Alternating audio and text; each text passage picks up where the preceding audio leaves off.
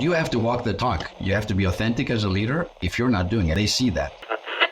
It is entirely universal. There's other people who are going through this. For me, a great leader needs to be able to marry three things: vision, systems, and people. Welcome to Leadership Moments. If this is your first time, and if you are returning, thank you for your support. This show is about leaders from all walks of life, leadership tips, and maybe even a little of what you wouldn't expect to help you in leadership. We would appreciate it if you tell someone else about our podcast as we strive to support all leaders that want to just be better. Let's get on with the show. All right, welcome back, everyone. I'm Tracy Ann Palmer, and today we are talking about something we see in almost every organization, sometimes in the exact same meeting, sometimes even in the same project, and that is multiple generations working side by side.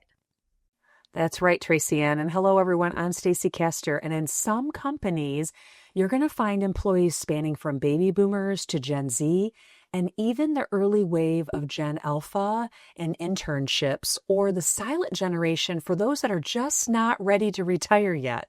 So that's 5 or 6 generations, all shaped by entirely different technologies, economies, and cultural events. Yeah, our mission in this episode isn't just to talk about those differences. It's really about helping you lead across them. So instead of differences creating friction, they fuel innovation, engagement, and better results. Yeah. And what we're going to talk about today will center around the generations and the workforce dynamics within the United States. So let's start with the numbers. According to the U.S. Bureau of Labor Statistics, the U.S. workforce right now is roughly the silent generation, which is born 1925 to 1945. Believe it or not, yes, there's still right around 1% that are in the workforce today of those individuals. We have baby boomers from 1946 to 1964. That is 14%. Gen X, 1965 to 1979 is 31%. Millennials, 1980 to 1994, 36%. And Gen Z, 1995 to 2012, 18%, and still growing. And then the Alpha is 2013 until we have not determined yet when this generation is going to end. And like we said, they're entering the workforce now, so we'll start learning quite a bit about them. According to the World Economic Forum, globally, millennials and Gen Z together will make up about 70% of the workforce within the next decade. And when you look at these groups, you have to remember each grew up in different times that shaped how they see work. Silence, they grew up during the Great Depression and its aftermath. Also during World War II, growing up with such chaos, they value loyalty. They hold a great admiration for their country. Boomers grew up post World War II with economic prosperity, with optimism, with idealism. Then you have Gen X, came out of age during economic uncertainty, caution, skepticism, and the rise to income households with self-reliance and independence. Millennials were shaped by rapid tech growth and digital, the digital natives, right? They value purpose, they value collaboration, they value feedback. Gen Z experienced school violence, activism, social and workplace turmoil from the COVID pandemic. They value inclusivity, transparency, and stability. Then you have the Gen Alpha. We're still learning, as Stacey said, more about that generation as they are, coming of age. But think about events since 2013, and you probably can get some ideas. So as leaders, you can't treat all these groups the same and expect consistent engagement. You've got to meet people where they are. So let's bust some myths, because honestly, a lot of what leaders believe about generations is outdated or just flat wrong. And these misconceptions are so dangerous because they shape how you lead, how you hire, and how you even promote. Absolutely. So let's start with millennials. The joke that they're all young and entitled. It's laughably off base now. The youngest millennials are actually pushing 30, and the oldest are in their early 40s. So many of them are in senior leadership, managing budgets, running companies, and raising families. Right, Stacey. And they've weathered a recession. They've weathered a massive housing market fluctuations and constant technological change. They've had to be adaptable to survive in the workplace. That's resilience, not entitlement. Absolutely. And then there's the boomers myth. Boomers can adapt to technology, people say. And I've worked with boomers who have mastered advanced data analytics platforms and even taught younger colleagues tips. The real barrier isn't capability, it's when new tech is rolled out with no context and no training and an assumption that everyone should just figure it out. So often the younger generations don't need this, and this is really the difference between the two. Yeah, and here's another one. So Gen Z is lazy. So what's actually happening is that Gen Z has drawn firmer lines around work-life balance. They've watched other generations burn out trying to over-deliver in workplaces that didn't reciprocate the loyalty. So they decided to be intentional about their boundaries. Well, that's not laziness, that's self-preservation. Yeah. And these myths don't just mislabel individuals, they can create confirmation bias. So if you believe Gen Z is disengaged, you'll notice every time one of them checks their phone in a meeting, and you'll ignore the times that they stay late to finish a project. So you have to be really careful in what you're doing. So that's why awareness matters. If you start from curiosity instead of assumption, you'll see the person, not just the generation label. Now, communication style differences might be most visible and frequent source of friction. So, SHRM says that 67% of companies have age-related communication issues. So let's break this down with some specifics. So silence and boomers often prefer face-to-face meetings or phone calls because that's how they grew up, right? Gen X likes emails for documentation and phone calls for complex issues. Millennials enjoy collaborative platforms like Slack or Teams, giving them concise updates.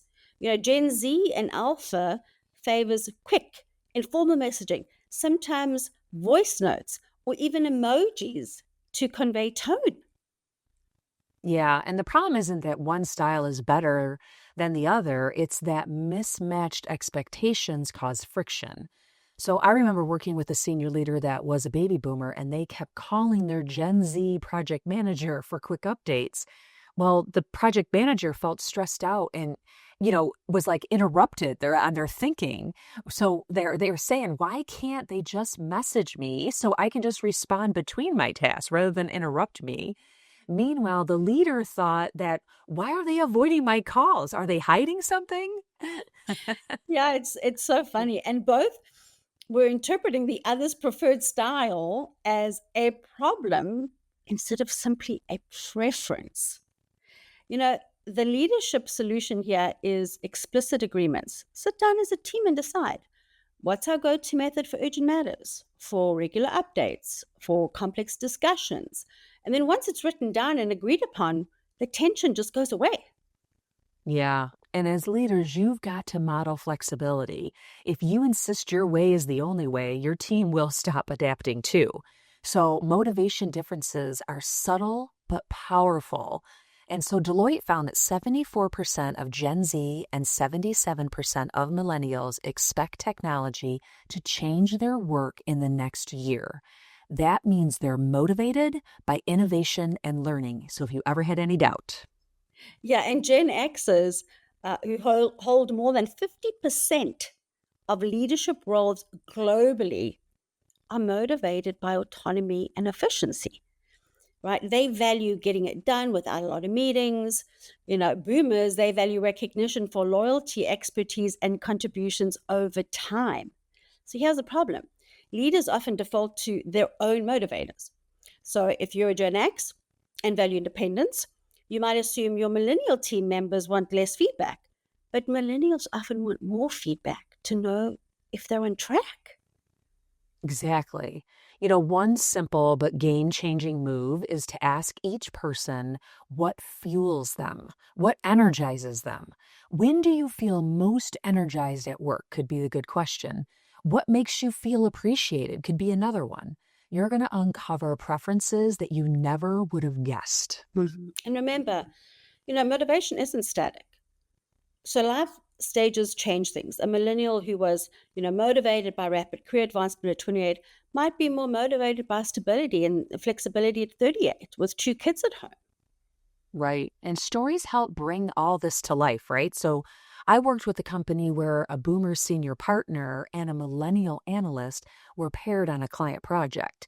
And initially, the partner was frustrated. He felt that the analyst was too quiet in meetings, and the analyst was frustrated because he thought it was disrespectful to speak before the senior partner. Yeah, I mean, Stacey, how many situations like that have we All all the been time. in? All the time, right? So Yeah. they both had unspoken rules in their heads about how meetings should go. Once they surfaced those assumptions, though, they created a game plan. The partner would invite the analyst to share insights in the first half of the meeting, and the analyst would prepare data points ahead of time. So within weeks, the client started commenting on how dynamic the presentations had become. Yeah, that's awesome.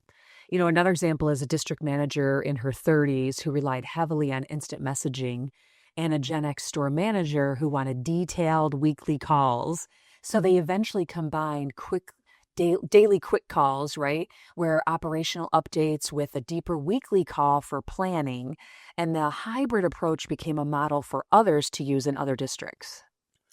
So let's arm our listeners with a solid leadership toolkit. First of all, map your generational landscape. Know the mix on your team. And Stace, I know you've given people advice on that before, Second, ask, don't assume. Preferences for communication, motivation, and recognition should come from the person, not the stereotype. Set the norm collaboratively. Create agreements on tools and timing and tone for the communication. And then pair for mutual learning. Reverse mentoring. Stace, you guys, just did that as well. Cross-generational project teams. Translate without judgment. So explain acronyms, cultural references, even tech features when needed without, rolling your eyes. And then adapt recognition styles. So public praise and private notes, awards, or even developmental opportunities depending on the person. And lastly, I'd say invest in skill sharing. So create spaces for both tech skills and legacy knowledge to be exchanged intentionally. Yeah, I love those. And here's the most important mindset: curiosity over judgment. If you see behavior that frustrates you, ask yourself, what's behind this? What's really going on here? And staying curious in those questions, knowing that the person has best intentions. So 9 times out of 10, it's not resistance. It's a different framework shaped by different experiences. Yeah, you're so right, Stacey. And leaders who thrive across generations are the ones who make space for those differences instead of trying to erase them. Yeah, Gen Alpha is on the horizon, right? They're growing up fully in the AI era, expecting speed, personalization, and global perspectives from day one, right? Hybrid and remote work they're here to stay. It's not going away. So meaning generational differences in boundaries and flexibility will keep evolving. People will keep adapting to that. And the best leaders will stay adaptable and keep learning. So generational differences aren't a barrier. They're a power source when you lead them well. Yeah, so lead with curiosity, adapt your approach, and watch your team's diversity become its strength. Thanks for listening. If you enjoyed the show, please go to leadershipmomentspodcast.com to subscribe to the podcast or on your favorite player, as well as follow us on Instagram and LinkedIn. You can also send us a message on what you like and don't like, or what guest you want us to have on the show. So until next time, This is Stacey Castor, and what doesn't challenge you won't change you. and I'm Tracy Ann Palmer. Be the change you wish to see in the world.